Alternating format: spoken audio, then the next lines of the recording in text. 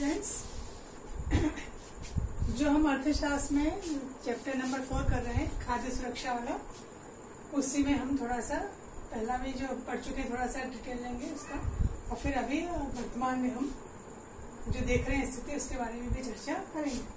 बच्चों, हमने पहले पढ़ा था खाद्य जो है उसमें असुरक्षित किसको कहा गया, कौन सा ऐसा वर्ग है जिसको खाद्य सुरक्षा नहीं मिल पा रही है और ये कौन से वर्ग हैं और किन कारणों से ये हो रहा है। तो प्रभावित वर्ग में देखिए, सबसे पहले हमने कहा भाई जिनके खाद्य तक पहुंचने की सामर्थ्य नहीं है, जो खाद्यान्न को खरीद नहीं सकते हैं, ठीक है, जिनके पास धन की कमी है, ऐसे प्रभावित वर्ग जो होते हैं जो खाद्य पदार्थ खरीदने में असमर्थ है। सबसे पहले तो जो है वो असुरक्षित माने जाते हैं, क्योंकि उनके पास इतनी सामर्थ्य नहीं, जबकि सरकार की कोशिश होती है कि सब तक पहुंच हो अनाज की। फिर दूसरा होता है कि कुछ सामाजिक संरचना ऐसी है कि देश में रहने वाले जो विभिन्न वर्गों के जो लोग हैं उसमें कुछ बहुत गरीब तबके के लोग भी आ रहे हैं, कुछ वर्गों में जैसे अनुसूचित जाति, जनजाति, पिछड़ा वर्ग, इनमें जो बहुत कमजोर स्थिति में, इन वर्गों में सारे नहीं, इनमें जो कमजोर स्थिति में है, जो पॉवर्टी लाइन में आ रहे हैं, जिनके पास कोई कमाई का जरिया नहीं है, उनके पास कोई आय का कमाई का कोई साधन नहीं है उनके पास, तो ऐसे लोग जो प्रभावित हो रहे हैं, ठीक है, क्योंकि उनके पास भूमि नहीं है या तो वो भूमिहीन है, मतलब भूमि का आधार क्या है, उनका कमजोर है, या भूमि है तो ज्यादा उपजाऊ नहीं है, ठीक है, नमी नहीं है उसमें, या किसी कारण से उसमें पैदावार नहीं होती। इस कारण से क्या है कि उनके पास खाद्यान्न नहीं है। तो कुछ वर्गों में कुछ जो क्षेत्र है या कुछ वहाँ के जो लोग हैं वो इस श्रेणी में आ जाते हैं जो खाद्य सुरक्षा से वंचित हैं और वो असुरक्षित क्षेत्र में आ जाते हैं। फिर कुछ ऐसे क्षेत्र जो प्राकृतिक आपदा से प्रभावित हैं, कुछ राज्य ऐसे जहाँ पे बाढ़ हमेशा आ जाती है या सूखा हमेशा पड़ता है, जैसे अपन देखा था बंगाल में अकाल पड़ा, उड़ीसा में अकाल पड़ा, ठीक है। तो ऐसे में क्या करते हैं, वहाँ के लोग फिर दूसरे राज्यों में पलायन कर जाते हैं, चले जाते हैं, क्योंकि वहाँ पे वो हमेशा आपदा से जूझते हैं, तो उनको वहाँ पर क्या होता है, कमाई नहीं हो पाती और वो निर्धनता की श्रेणी में आ जाते हैं। महिलाएं, बच्चे भी जो कुपोषण से ग्रस्त हो जाते हैं, खासतौर पे जो छोटे बच्चों की माएँ होती हैं या छोटे बच्चे 5 साल तक के बच्चे जिनको पोषण नहीं मिल पाता है, वो कुपोषित हो जाते हैं। और ऐसा क्यों होता है, क्योंकि उनके पास भोजन नहीं है, कमाई नहीं है, तो ये लोग भी खाद्य सुरक्षा में असुरक्षित लोग माने जाते हैं। फिर वो एरिया जो आर्थिक रूप से पिछड़े राज्य है, अब राज्य तो अपने बहुत सारे हैं, पर उस राज्य के कुछ हिस्से, हम पूरे राज्य को शामिल नहीं कर रहे हैं, राज्य का कुछ हिस्सा जो है वो पिछड़े में आ रहा है, क्योंकि यहाँ पे गरीबी अधिक है। जैसे यहाँ पे उत्तर प्रदेश का कुछ दक्षिण और दक्षिण पूर्वी हिस्सा जो है बताया गया है, जहाँ पर थोड़ी सी जो है अन्य क्षेत्र के मुकाबले खाद्य सुरक्षा है। बिहार, झारखंड, उड़ीसा, पश्चिम बंगाल, मध्य प्रदेश, ठीक है, महाराष्ट्र, छत्तीसगढ़, इन क्षेत्रों के, इन राज्यों के कुछ क्षेत्र जो है यहाँ पर भूमि के मामले में या किसी अन्य मामले में जो है खाद्य के मामले में असुरक्षा पाई जाती है।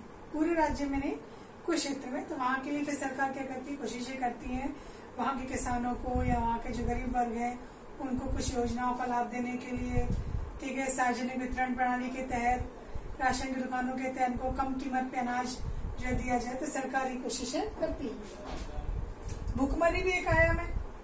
खाद्यान्न सुरक्षा अगर हो जाती है तो भुखमरी अपने आप ही समाप्त हो जाएगी। भुखमरी क्या होती है, अनाज ना मिलना, पेट भरने के लिए भोजन ना मिलना। तो अगर सरकार व्यवस्था कर देती है, सबको हर वर्ग तक, हर व्यक्ति तक अगर अनाज पहुंच जाता है, तो भुखमरी की समस्या अपने आप ही समाप्त हो जाती। तो ये जो भुखमरी है, इसमें ये 2 तरह की होती है, एक दीर्घकालिक और एक मौसमी।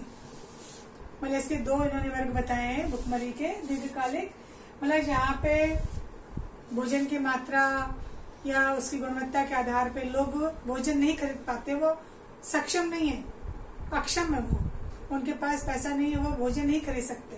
तो ये स्थिति जो होती है दीर्घकालिक में आ जाती है। और कुछ ऐसे वर्ग हैं जिनके पास पूरे वर्ष में से कुछ महीने जो है रोजगार नहीं होता है। जब काम है तब तो उनके पास रोजगार मिल जाता है, और जब काम से हटा दिया जाता है तो बेरोजगार हो जाते हैं। तो जब पूरे वर्ष में इनके पास कार्य नहीं होता है और कुछ महीने होता है, कुछ महीने नहीं होते, तो मौसमी जो है ये यहाँ पर हो जाता है। तो ये तो हो गई ये स्थिति। अब भारत में जो है स्वतंत्रता के बाद ये लक्ष्य रखा गया कि भुखमरी को समाप्त किया जाए, खाद्यान्न सुरक्षा सबको मिले। तो यहाँ पे कुछ जो बताई गई हैं उदाहरण के रूप में कि हरित क्रांति में इसमें सबसे बड़ा योगदान मिला, क्योंकि हरित क्रांति में गेहूं और चावल इनकी जो है बम्पर पैदावार हुई, बहुत ज्यादा वृद्धि इसमें अनाज में देखी गई। और उस समय तत्कालीन प्रधानमंत्री जो थे इंदिरा गांधी, उन्होंने 1968 में गेहूं क्रांति नाम से जो एक योजना जो है चलाते हुए डाक टिकट एक निकाला था, और ये हरित क्रांति में उत्पादन में वृद्धि को दिखाता था। तो ये गेहूं की वृद्धि हुई, उसके बाद में चावल के क्षेत्र में बहुत ज्यादा वृद्धि हुई। तो उत्तर प्रदेश मध्य प्रदेश में सर्वाधिक गेहूं जो है पैदा हुआ, उसकी परसेंटेज भी बहुत ज्यादा ग्रोथ इसमें देखी गई, जबकि पश्चिम बंगाल और यूपी में ही चावल की खेती भी बहुत ज्यादा मात्रा में हुई। तो ये किसके बदौलत हो पाया? ये हरित क्रांति के कारण।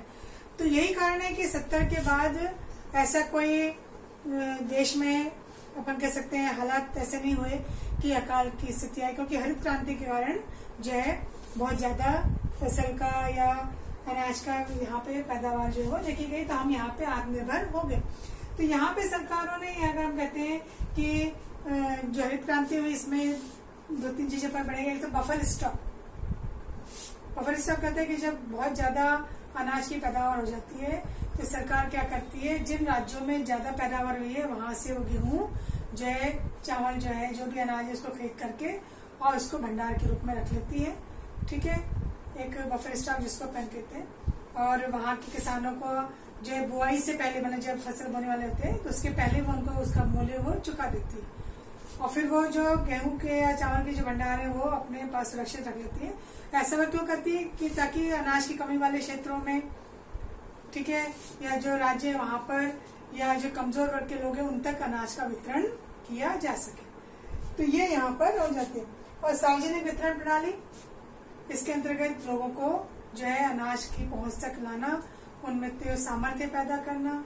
इसके लिए जो है निर्गम कीमतें भी होती है, जो पहले से कीमतें दे दी जाती हैं। तो इससे क्या होता है कि किसानों को किसी प्रकार की कोई हानि भी नहीं होती है, और सरकार एक समर्थित मूल्य, न्यूनतम समर्थित मूल्य जो होता है उनको कम से कम जो है लोगों को कम कीमत पर अनाज मिल सके, उसके लिए ये कीमतें भी कौन करती है? सरकारें तय कर देती है। तो इससे क्या होता है कि किसानों को भी इनका जो है उत्पादन का पैसा मिल जाता है, और गरीब तबके के या ऐसे पिछड़े राज्य या ऐसे पिछड़े क्षेत्र जहाँ पे अनाज नहीं है वहां पर सरकार अनाज पहुंचाने की, वहां पे वितरण करने की व्यवस्था भी कर देती है। तो सार्वजनिक वितरण प्रणाली के तहत सभी लोगों तक खाद्य सुरक्षा पहुंचे, ऐसा सरकार का लक्ष्य होता है। तो आज के लिए बच्चों अपना इतना ही। ठीक है, जिसमें हमने देखा स्वतंत्रता के बाद भारत में क्या स्थिति रही, हरित क्रांति का क्या प्रभाव रहा, आगे क्या करें अपन बाद में आगे चर्चा करेंगे।